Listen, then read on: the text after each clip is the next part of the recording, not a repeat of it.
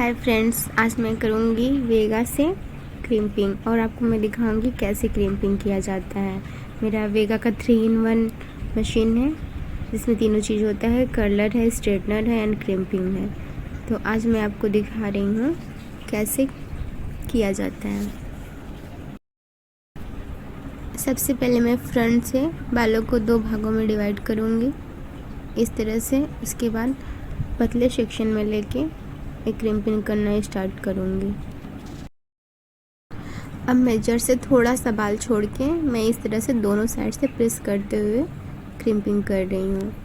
मेरी सिर्फ crimping machine नहीं है, इस वजह से इसमें चमड़े में लग सकता है, इस वजह से मैं इस तरह से करती हूँ। अगर आपके पास सिर्फ क्रिम्पिंग मशीन हो तो आप जड़ से भी कर सकते हो। उसमें प्लास्टिक लगी होती है बट इसमें नहीं लगा होता है, इसलिए हम लोग बचा के बहुत करते हैं। अब आप लोग देखिए कितने अच्छे से हो चुका है। अब जितने पतले सेक्शन में हेयर लेंगे उतने ही अच्छे से होगा। फिर मैं दूसरा वाला है सेम उसी तरह करके दिखा रही हूँ। अब पूरे बालों को मैं ऐसे छोटा छोटा सेक्शन लेके पूरे बालों को ऐसे क्रिम्पिंग करके कंप्लीट करूँगी। ऊपर से नीचे तक इस तरह से करना है पतले सेक्शन में लेके। अब मेरा इतना हो चुका है और फिर ईयर के पास जो भी हैं बाल बचे मैं सबको ऐसे ही करूँगी सेम।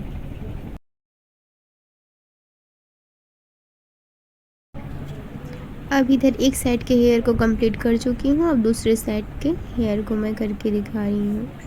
अगर आप फर्स्ट टाइम कर रहे हैं तो आप ध्यान रखें कि आपका हेयर वॉश होना चाहिए, और अगर ज़्यादा देर तक टिका रखना चाहते हैं तो इसमें हेयर स्प्रे करके फिर क्रिम्पिंग करें। उसके बाद करने के बाद और एक बार स्प्रे कर सकते हैं।